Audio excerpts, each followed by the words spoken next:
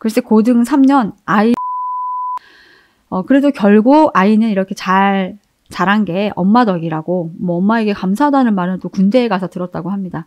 그 말을 듣고 또 그렇게 엉엉 우셨다는 이야기도 이때 제가 쓰던 방법 중에 하나는 보는 겁니다. 안녕하세요. 동네 아줌마 노을커피입니다. 오늘은 집에서 공부 효율을 최고로 높이기 위해 어떤 노력을 해야 하는지 이야기해봅니다. 저희 집 이야기도 있고 뭐 극상위권 자녀를 둔 지인들 이야기도 있는데 엄마가 이 정도는 독해야 하는 건가 생각도 해보게 되실 것 같아요. 방학 맞이 수다지만 들어보시고 마음도 단단히 해보셔요. 저희 집 의대생 큰애는 이제 초중고 내내 집에서 공부를 했습니다. 코로나 전이어서 고등 때는 이제 학교에서 늦게까지 자습을 했었어요. 그때 11시에서 11시 반 정도 다 되어야 집에 왔었죠. 그러니까 평일은 학교에서 많이 했고 그 외의 시간, 그러니까 매일 밤과 방학이나 주말 등 나머지 시간에는 늘 집에서 공부를 했습니다.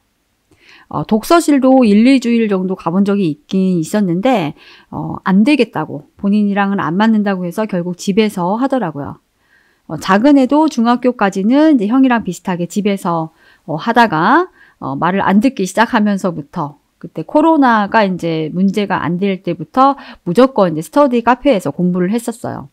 그러니까 자유 영혼인 이 아이는 고등 내내 특히 수능 준비도 모두 스카에서 했습니다. 아이가 알아서만 잘 하기만 한다면 고2, 고3 내내 저는 특별히 한 게 없었어요. 정말 엄마 노릇이 이렇게 편할 수도 있구나 했었습니다. 큰애 생각하면 둘째는 거저 키웠습니다. 그에 반해 큰애 때는 모든 게 참 간절했던 것 같아요. 처음이라서 그랬고 아이가 또 까다로운 편이었기도 했고 무엇보다 공부를 잘했으면 하는 제 마음을 제가 스스로 주체하기 힘들었던 것 같습니다. 당연히 아이를 위해서 TV도 크게 못 보고 대체로 집을 조용한 상태로 유지를 했습니다. 무엇보다 간식, 식사 모두 집에서 하니까 방학 주말에는 제 개인 일정이라는 게 거의 없었던 것 같아요. 애가 그렇게 해달라는 것도 아니고 누가 시켜서 하는 것도 아니지만 그냥 그게 제 마음이 편하더라고요. 그러니까 초등 때부터 열심히 공부해 온 것들 어디 사라지는 것도 아니고 그런데 이게 고등에 또 무너질까봐 조바심 되고 저도 이제 아이 학년에 맞춰서 같이 수험생이 된 것 같았어요. 이건 누가 말려서 되는 게 아니죠. 그래서 어떻게 하면 조금이라도 더 공부할 수 있을까? 그 공부가 잘 되려면 뭘 어떻게 해야 할까? 여러 가지가 있겠지만 오늘은 3가지만 이야기를 해보겠습니다. 일단 집에서 잘 하려면 오픈된 장소에서 하시면 좋습니다. 거실이나 이제 오픈된 공부방이 좋아요. 특히 이제 전자기기로 인강을 많이 들었기 때문에 더욱더 방에 혼자 들어가면 뭐 하고 있을지를 모르잖아요. 그러니까 지금 애들은 당연히 스마트폰을 정말 많이 할 것이고요. 그런데 이 말을 잘 듣는 아이라면 좋겠지만 보통 중고등 아이들이 공부를 한다고 거실이나 식탁에 그 탁자에 나와서 하는 게 정말 쉽지 않습니다. 아무리 그래도 자기 공부방에서 하는 게 가장 일반적일 거예요. 교재들 바로바로 이렇게 꺼내서 볼 수 있고 공부 환경으로만 본다면 또 아이 방 책상이 편하죠. 그래서 제가 생각한 건 이제 방문을 이렇게 열어두고 공부한다였어요.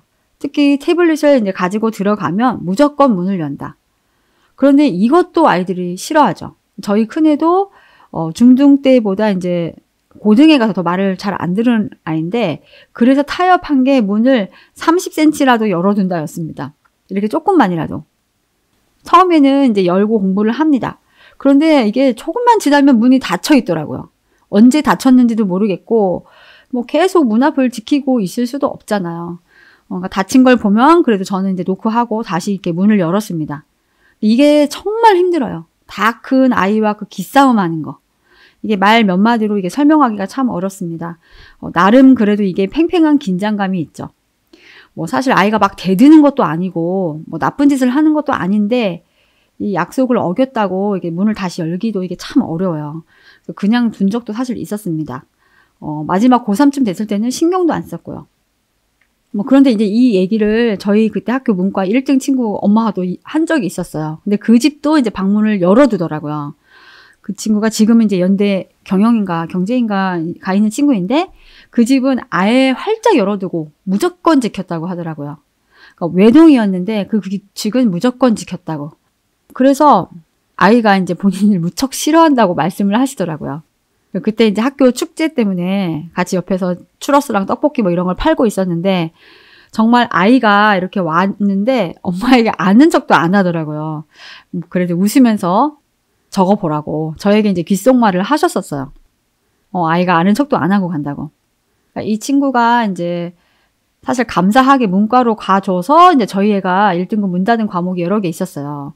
그러니까 아무튼 이렇게 극상위권 친구들 중에 부모님과 사이가 다 좋기만 한 건 아니죠. 이렇게 항상 문 열고 공부 규칙을 엄격하게 고등 때까지 지켰기 때문에 사이가 항상 좋았던 건 아니라고 하더라고요. 아무튼 정말 독하게 하셨던 것 같아요. 근데 최근에는 이제 더 대단한 지인분을 만났어요, 제가. 이제 그분 자녀도 서울대 인문계열 합격하고 지금 이제 해외에 계신 자녀분인데 글쎄 고등 3년 아이 방문을 아예 떼어놨다고 하시더라고요. 외동 아드님이셨는데 솔직히 저는 그게 어떻게 가능한 건지 진짜 얼마나 놀랐는지 몰라요. 그렇게 할 수 있었던 데에는 그 아들과의 신뢰관계가 뭐 확실하게 굳건히 되어 있어야 이게 가능한 거겠죠. 그러니까 보통 엄마와 보통 아이 같으면 그게 어떻게 가능할까 싶습니다. 그러니까 그분은 이제 아이와 인강도 같이 들으면서 본인도 공부를 같이 많이 하셨다고 하더라고요.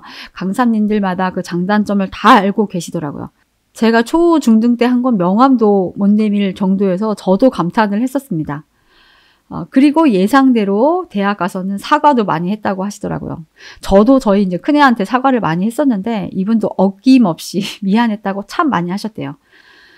그래도 결국 아이는 이렇게 자란 게 엄마 덕이라고, 뭐 엄마에게 감사하다는 말은 또 군대에 가서 들었다고 합니다. 그 말을 듣고 또 그렇게 엉엉 우셨다는 이야기도 함께 들었습니다. 그러니까 저는 이제 문을 30cm 열어두라고 하는 정도도 그게 합의가 힘들었거든요. 근데 그것마저 또 잘 못 지켰는데 아예 방문을 없애버리셨다니 정말 얼마나 대단하신 건지. 다른 지인분은 그 말을 듣고 그거는 안 된다고 정색을 하시긴 했는데요. 이건 감당할 수준이 되는 가정에서나 흉내를 낼 수 있는 문제 같아요. 이렇게 따라 하시라는 건 절대 아닙니다. 그래도 그분을 뭐 함부로 뭐 비난할 수는 없을 것 같아요. 내가 하는 부분까지만 적당한 거고, 뭐 남이 하는 부분은 과하다고 생각하는 것 자체가 오만이죠. 그분은 그러니까 의가 상하는 부작용을 감수하고 선택하신 일이겠죠. 다른 방면으로 충분히 행복하게 해주셨을 거고요. 항상 느끼지만 집집마다 이렇게 다를 수가 있구나. 뭐 정답은 있는 건가 뭐 생각을 했습니다. 아무튼 집에서 공부할 때 특히 전자기기를 사용한다면 거실이나 오픈된 공부방에서 할 수 있도록 해주세요. 제 주변 극상위권 많은 분들이 그렇게 하셨네요. 그리고 집에서 공부할 때는 그 멘탈 관리, 대화에 더 신경 쓰셔야 합니다. 집이 아무리 좋아도 뭐 계속 공부 얘기하고 스트레스 주면 공부도 안 되고 집에 붙어 있지도 않아요. 그러니까 모든 싸움이나 공부 의욕 저하도 사소한 말실수가 원인인 경우가 많겠죠.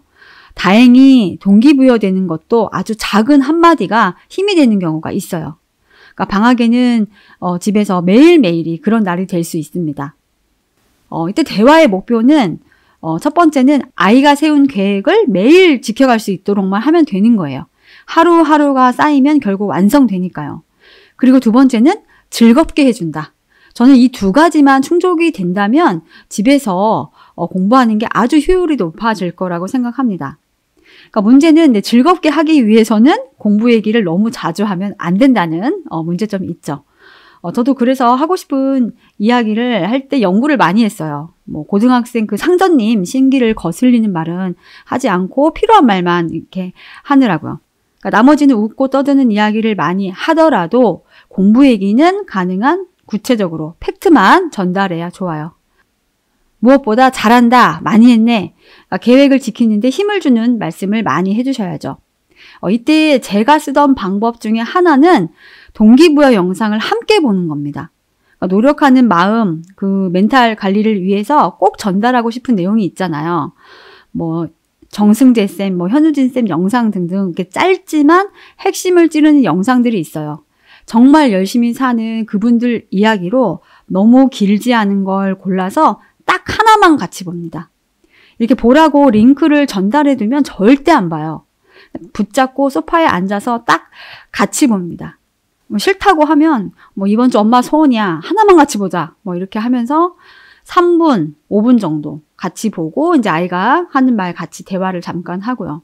3, 4일에 하나 정도면 충분히 동기부여도 되고 흐트러지는 마음 잡기가 좋습니다. 이건 꼭 집이 아니어도 스카에서 공부하는 아이에게도 마찬가지죠. 저희 작은 애는 이제 스카에서 공부하고 집에 오면 말을 그렇게 많이 했어요. 작은 애는 저보다 말을 몇 배를 더 하는 애여서 그거 들어주기 사실 바빴습니다.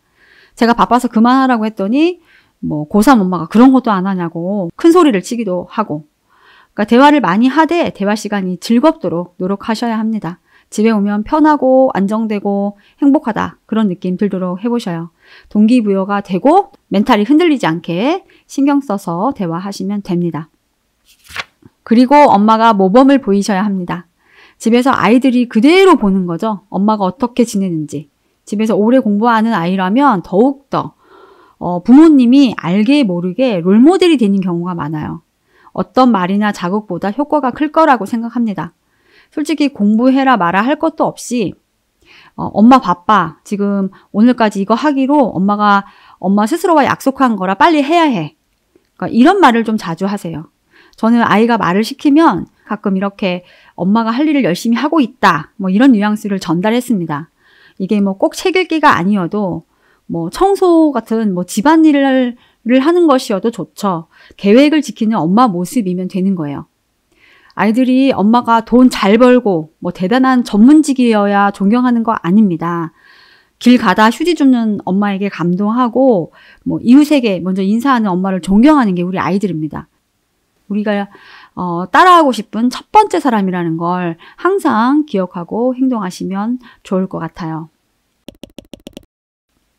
계획을 지키는 상위권 아이는 계획을 지키는 엄마가 만듭니다. 방학이나 주말에는 더욱더 엄마를 보고 있습니다. 엄마는 안 하면서 아이에게는 바라지도 말기로 해요. 그리고 조금은 독하게 아이와 세운 규칙을 꼭 지켜보세요. 아시겠죠?